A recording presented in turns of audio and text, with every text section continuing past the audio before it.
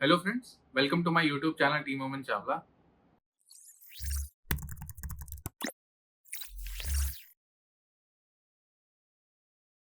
आज के वीडियो में हम Q&A सीरीज लेकर आए हैं आपके बीच में और ऑलमोस्ट 6 से 7 क्वेरी को कवर करेंगे। फर्स्ट क्वेरी है अमित पाल जी की। I am a regular viewer of your channel. The presentation of projects and deep knowledge of real estate is superb. Thank you so much. Kindly suggest which one is better project for living purpose for future reference for residence home in Jail Road. Basically Jail Road पे रहने का purpose है कुछ सालों बाद, और comparison चाह रहे हैं आवास विकास का जो लॉन्च होना है उसमें और एल्डिको का एक नया लॉन्च होना है उस वाले प्रोजेक्ट में, in terms of amenities, location, fast development of infrastructure, price of its investment और ROI, time horizon at least 7 to 8 years, location kindly suggest so that we prepare to get the best opportunity। Basically क्योंकि आप रहने के purpose से देख रहे हैं तो डेफिनेटली एल्डिको और आवास विकास दोनों का ही डेवलपमेंट, आवास विकास का भी डेवलपमेंट काफ़ी अच्छा होता है, लेकिन रहने का अगर पॉइंट ऑफ व्यू है तो एल्डिको डेफिनेटली ज़्यादा अच्छा होगा आवास विकास के कंपेयर में, क्योंकि वो एक गेटेड कैंपस होगा, अंदर एमिनिटीज़ होंगी, क्लब होगा, पूल होगा, रोड्स और मेंटेनेंस होगा, सीसीटीवी सर्विलेंस होगा। तो रहने के लिए जो एक लाइफस्टाइल एक टाउनशिप प्रोवाइड करती है वो गवर्नमेंट इंफ्रास्ट्रक्चर पे उस तरीके का सिक्योरिटी या उस तरीके का लाइफस्टाइल नहीं मिल पाता है। तो डेफिनेटली रहने के लिए एल्डिको ज़्यादा अच्छा होगा। लेकिन अगर इन टर्म्स ऑफ, जैसे आपने बीच में इन्वेस्टमेंट का वर्ड भी यूज़ किया, आप अगर बेचने के पॉइंट ऑफ व्यू से आगे प्लान कर रहे हैं तो आवास विकास ज़्यादा अच्छा होगा 7 से 8 साल बाद एल्डिको के कंपेयर में। रिटर्न्स आपको एल्डिको में भी मिलेंगे, एल्डिको और आवास विकास में भी मिलेंगे, लेकिन अगर आरओआई टर्म्स परसेंटेज में अगर मैं बात करूं तो आवास विकास का रिटर्न ज़्यादा अच्छा होगा, क्योंकि उसका जो बेस प्राइस होगा वो काफ़ी कम होगा कंपेयर टू एल्डिको। लगभग 20 से 30% के बीच का वेरिएशन होगा। एल्डिको जब लॉन्च होगा और जब आवास विकास लॉन्च होगा तो आवास विकास 20 से 25% सस्ता लॉन्च होगा कंपेयर टू एल्डिको। तो जो बेस प्राइस जिसका कम होगा, इंफ्रास्ट्रक्चर हमेशा से आवास विकास का काफ़ी अच्छा है, रोड्स काफ़ी चौड़े हैं, डेवलपमेंट उनका काफ़ी अच्छा होता है, बड़ा ग्रैंड डेवलपमेंट होता है, तो रिटर्न्स आपको आवास विकास के प्रोजेक्ट में ज़्यादा अच्छे मिलेंगे, और अगर रहना है तो एल्डिको ज़्यादा अच्छा है। हरीश मिश्रा जी की क्वेरी है, अमन जी किसी अपार्टमेंट में सोसाइटी बनने के बाद एक्स्ट्रा पार्किंग लेने का क्या प्रोसेस है? कुछ greedy society bidding process follow कर रही हैं हायर प्राइस पे पार्किंग सेल करने के लिए। Please let us know if any law for this. Sir actually देखिए, ये थोड़ा ट्रिकी है, इसीलिए कार पार्किंग पे कभी भी पैसा ना बचाएं। जब फ्रेश बुकिंग करने जा रहे हो और बिल्डर सामने आपको ऑप्शन दे कि आप अभी कवर्ड कार पार्किंग ले लीजिए या ओपन कार पार्किंग ले लीजिए या सिंगल कार पार्किंग ले लीजिए, तो उसमें प्रॉब्लम क्या है कि आगे चल के अगर सपोज कार पार्किंग पूरी फुल हो गई तो आप पहली बात तो परचेज नहीं कर पाओगे, सेकेंडली आप डिपेंड हो जाओगे। और जो आपने बोला इसका कोई लॉ नहीं है, एक्चुअली यही एक प्रोसीजर है। अगर सपोज कोई आरडब्ल्यूए को कोई कार पार्किंग सेल करना है तो बहुत सारी सोसाइटीज हर जगह बिडिंग प्रोसेस को ही फॉलो करती हैं, और ये चला आ रही है, अभी से नहीं काफ़ी टाइम से ये चीज़ चली आ रही है। और एक एग्रीमेंट एग्जीक्यूट हो जाता है और एक बिडिंग प्रोसेस से वो आरडब्ल्यूए आपको पार्किंग सेल करती है। इसमें वो सोसाइटी कहीं कुछ गलत नहीं कर रही है, लेकिन हमारे पार्ट में इसलिए प्रॉब्लम है कि हमको उसी चीज़ का ज़्यादा पैसा देना पड़ रहा है।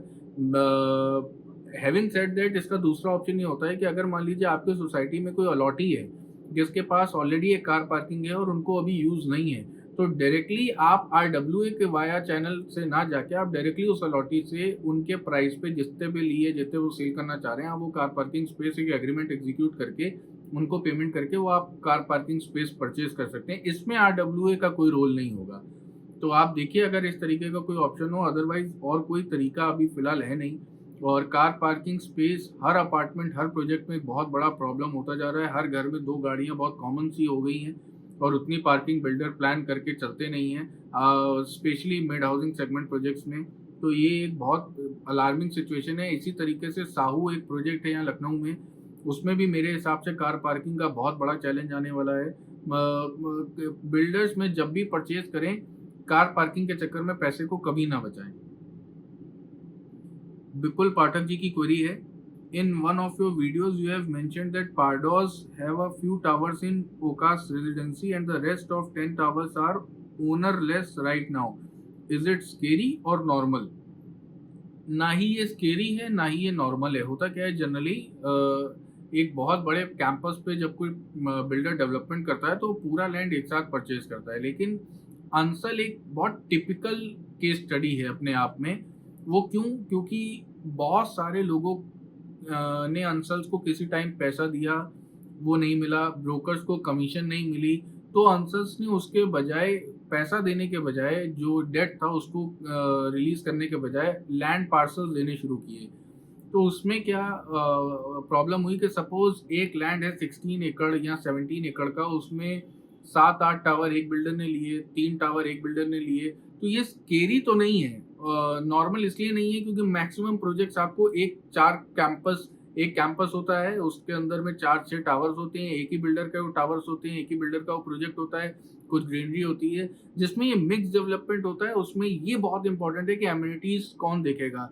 तो ओकास के साथ में एक अच्छा ऑप्शन ये था कि ग्रीन एरियाज या जो सेंट्रल पार्क है या जो क्लब है वो ओकास के पास है, वो राइट ओकास को बनाना है।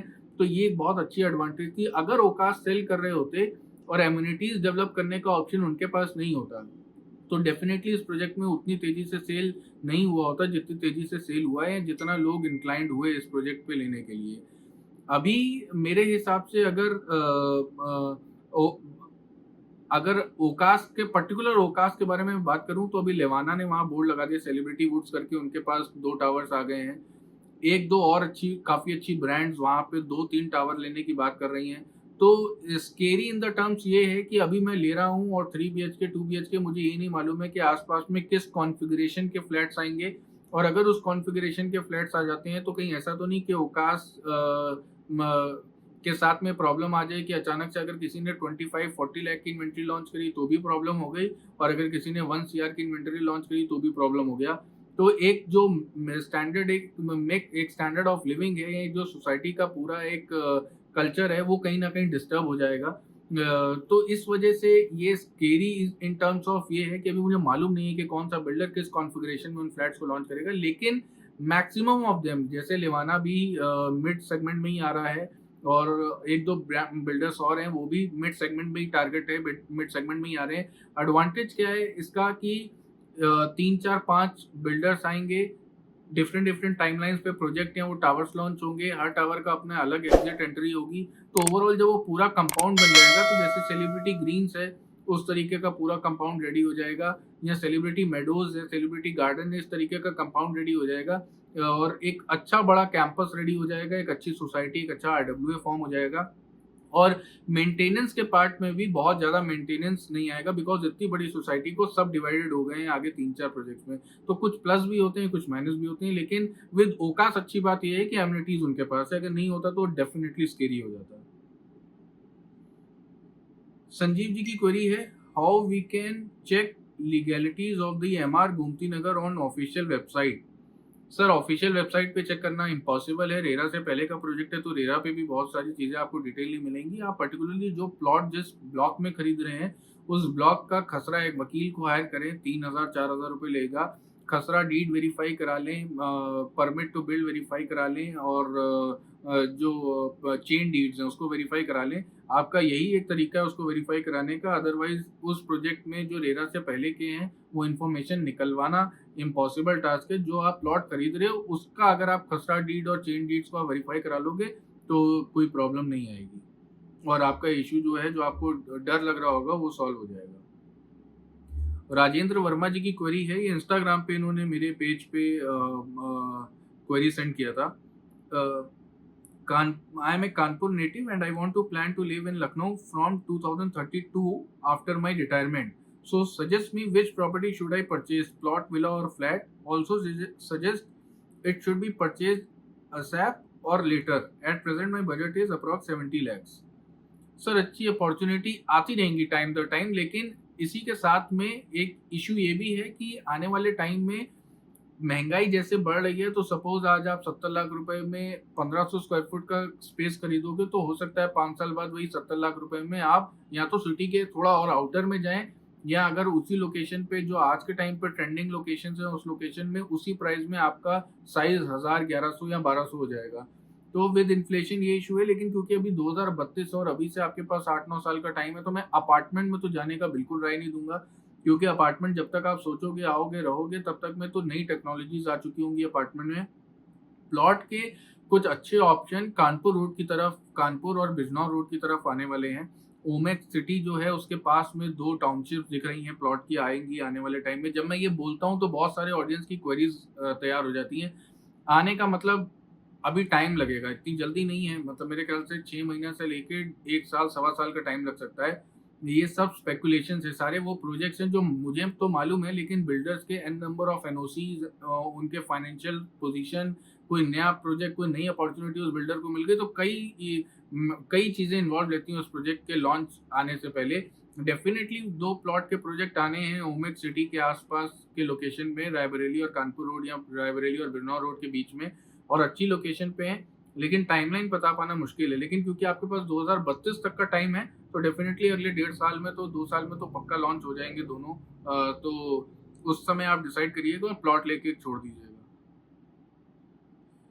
अंकुर जी की क्वेरी है, मैं ब्रांड का पर्टिकुलर नाम नहीं ले रहा हूँ। सुशांत गोल्ड सिटी में एक फ्लैट लिया उन्होंने, बिल्डर बहुत रजिस्ट्री कराने के लिए प्रेशर कर रहा है, लेकिन ओसी नहीं मिला है 6 महीने से, और बिना रजिस्ट्री के बहुत प्रेशर बना रहे हैं कि पेमेंट करिए, फाइनल डिमांड पे करिए और पोज़ीशन हैंडओवर ले लीजिए। बेसिकली क्या है सर कि वो बहुत सारे बिल्डर ये टैक्टिक्स प्ले करते हैं, उन्होंने ओसी अप्लाई ही नहीं किया है। एक्चुअली ओसी अप्लाइड नहीं है, और उस वजह से जो पैसा अब डिमांड का आना नहीं है, बहुत सारा पैसा अब आएगा नहीं। कलेक्शन ऑलमोस्ट 90-95% कलेक्शन ऑलरेडी आ चुका है। तो ओसी अप्लाई करने के लिए एक फीस सर्टेन एलडीए में जाती है, वो उन्होंने अभी पे नहीं करी है। कोई भी प्रोसीजर ओसी का स्टार्ट नहीं किया है। जस्ट वो पैसा कलेक्ट हो जाए, इस वजह से वो प्रेशर बनाया जा रहा है। अगर आप लीगल नोटिस बिल्डर को देते हैं या रेरा पे आप कंप्लेंट करते हैं, तो कोई बिल्डर आपको बिना ओसी के पोजीशन की डिमांड रेज़ करने के लिए या बिना रजिस्ट्री के पोजीशन ले लीजिए, इस पे आपको प्रेशर नहीं कर सकता। वो बिल्कुल गलत कर रहे हैं, अगेंस्ट द लॉ है, अगेंस्ट द रूल है। आप उस बिल्डर के अगेंस्ट एक्शन ले सकते हैं, और सच बात ये है कि अभी रजिस्ट्री होने में भी और काफ़ी टाइम है, 2-4 महीने का टाइम है, 3 महीने का। ओसी अभी अप्लाई हुआ नहीं है, वो पैसा ही जमा नहीं हुआ है, प्रोसीजर एलडीए में प्रोसेस स्टार्ट ही नहीं हुआ है। तो इस वजह से वो सिर्फ़ वो 5-5% पैसा इकट्ठा कर रहे हैं, सो दैट कि वो पैसा भी मिल जाए, फिर शायद उससे वो आगे एलडीए में प्रोसेस स्टार्ट कराएँगे। विपिन जी की क्वेरी है, villa requirement on Faizabad road, budget 65 lakh rupees है। और बीबीडी एंड मेफेयर विलास का डिज़ाइन एंड क्वालिटी बिल्कुल पसंद नहीं आया, मतलब विज़िट किया था, बिल्कुल पसंद नहीं आया। क्या और ऑप्शन एक्सप्लोर कर सकते हैं? सर अभी एक वीडियो भी मैं जल्दी लाने वाला हूँ, ओमेगा का एक नया लॉन्च आया है सन सिटी, मन्नत के पीछे। ये थोड़ा बाराबंकी साइड है, मतलब बिल्कुल आउटर में आ जाएगा लखनऊ के। लेकिन क्योंकि आपका प्रेफ़रेंस फैज़ाबाद रोड है, आप रहते अयोध्या साइड में हैं और आपको उधर पे अगर चाहिए, तो ये आपको सूट करेगा। पर्टिकुलर कुछ ऑडियंस है जो बाराबंकी या उस एरिया में एक्टिव हैं, वो प्लॉट, ओमेगा ने प्लॉट भी हैं, उसमें विला भी हैं, दोनों ऑप्शन है, अप्रूव्ड है, रेरा रजिस्टर्ड है, और ब्रांड ने पहले डिलीवरी करी है, तो अच्छा एक्सपोज़र है डिलीवरी का उनके पास में, अच्छा एक्सपीरियंस कैरी कर रहे हैं। तो 60 से 70 लाख की रेंज में विलास के ऑप्शन आ जाएँगे, और 40 लाख की रेंज में प्लॉट्स के ऑप्शन आ जाएँगे। काफ़ी अच्छा प्रोजेक्ट है। एक one of my good friend और काफ़ी अच्छा काम है, रजनीश हैं, जो इस प्रोजेक्ट को देख रहे हैं वहाँ पे। मैं उनका नंबर आपके साथ शेयर कर लूँगा। तो अगर कोई भी रेफ़रेंस आपको हो या कोई भी आपको बुकिंग करानी हो, तो आप डायरेक्टली उनसे कॉन्टैक्ट करके आप बुकिंग भी करा सकते हो, अच्छा प्रोजेक्ट है। विशाल मेहरोत्रा जी की क्वेरी है, can you please tell me something about Celebrity Green project? Want a comparison between Omaxe R2 versus Celebrity Green. Actually मेरी बात हुई थी, फ़ोन आया था सर का, तो एक लगभग 70 लाख 80 लाख रुपए के बजट में इन्वेस्टमेंट रहने के पर्पज़ से प्लान कर रहे हैं, और सेलिब्रिटी ग्रीन और ओमेक्स आर टू विजिट किया। ओमेक्स आर टू में, जैसा मैं पहले कहता था, प्रॉब्लम है, अभी एक नया प्रॉब्लम शुरू हुआ है, उसमें पूल में नीचे लीकेज बहुत हो रहे हैं, तो पूल एक्चुअली बंद हो जाए, मुझे ऐसा लगता है आने वाले टाइम में ओमेक्स आर टू का पूल खत्म हो चुका होगा, और वो उस एरिया पे पार्क डेवलप हो जाएगा। क्योंकि कुछ कंस्ट्रक्शन क्वालिटी का हमेशा से एक इशू रहा है ओमेक्स के साथ में। तो ओमेक्स आर टू बहुत ज़्यादा डेंस पॉपुलेटेड है, धूप हवा का बहुत जगह नहीं है, सामने मैनहट्टन है, एक तरफ वाटरस्केप्स है। तो मेरा सजेशन ये होगा सेलिब्रिटी ग्रीन्स में जाएँ, ऋषिता का प्रोजेक्ट है, डिलीवर्ड प्रोजेक्ट है। सेलिब्रिटी गार्डन से अच्छी कंस्ट्रक्शन क्वालिटी है सेलिब्रिटी ग्रीन्स की, और चंद्रा पैनोरमा भी कंसीडर कर सकते हैं रीसेल में। 80 लाख के रेंज में 2 बीएचके का ये ऑप्शन आएगा चंद्रा पैनोरमा में, और सेलिब्रिटी ग्रीन्स में छोटे 3 बीएचके के ऑप्शंस आपको 80 लाख की रेंज में आएंगे। अदरवाइज रेंज 91 सीआर की रेंज में आपको बड़े 3 बीएचके के ऑप्शंस भी आ जाएंगे, चंद्रा में भी और सेलिब्रिटी ग्रीन्स में भी। और दोनों ही अच्छे प्रोजेक्ट हैं, अच्छी लोकेशन पे हैं, डिलीवर्ड हैं, रीसेल में ही ऑप्शन अवेलेबल मिलेगा, फ्रेश ऑप्शन नहीं है। पॉकेट बी में ये दोनों प्रोजेक्ट आते हैं सुशांत गोल्ड सिटी में, ऑलमोस्ट लुलु के बैक साइड में ये लोकेशन है। और 1500 से लेके 1800 स्क्वायर फुट के बीच में आपको सेलिब्रिटी ग्रीन में ऑप्शन मिल जाएंगे, और चंद्रा में आपको लगभग 1900 स्क्वायर फुट के आसपास के 3 बीएचके के ऑप्शंस अवेलेबल मिलेंगे। और चंद्रा थोड़ा और अच्छा प्रोजेक्ट है कंपेयर टू ग्रीन्स, क्योंकि उसमें थोड़ा और खुली एरिया मिल जाता है, बहुत कंजेस्टेड नहीं है, बहुत सारे टावर्स नहीं है। लेकिन अगर बजट में उतना स्ट्रेच नहीं कर सकते चंद्रा के लिए, तो Celebrity Greens is also very good project. Omaxe R2 से तो काफ़ी अच्छी लोकेशन है, और काफ़ी अच्छा लोकेशन पे प्लेस्ड है, अच्छा कंस्ट्रक्शन क्वालिटी है, और एमिनिटीज़ भी काफ़ी अच्छी हैं कंपेयर टू ओमेक्स R2। मुझे लगता है आज के लिए मैंने Q&A सीरीज़ में सारी क्वेरीज अभी तक की कवर कर ली हैं। फिर से हम Q&A series back to back start कर रहे हैं, तो अपने जो क्वेश्चन या क्वेरीज हैं वो आप सेंड करना शुरू करें। उसका जवाब एवरी सैटरडे 6 पीएम आपके सामने आपके बीच में लेकर के आएंगे। और ये क्वेरी आपके लिए हेल्पफुल रहती होगी, आपको आंसर मिलते होंगे आपकी क्वेरीज के, इसकी वजह से आपको इन्फॉर्म डिसीजन, अच्छे डिसीजन, स्मार्ट डिसीजन लेने में हेल्प रहती होगी। चैनल का कंटेंट पसंद आ रहा हो तो प्लीज़ वीडियोस को लाइक करें, और चैनल को फॉलो करें, सब्सक्राइब करें। टीम अमन चावला की प्रोफाइल को फेसबुक, इंस्टाग्राम, हर सोशल मीडिया हैंडल पे फॉलो करें। इसी तरीके से अपना प्यार बनाए रखें। Thank you so much.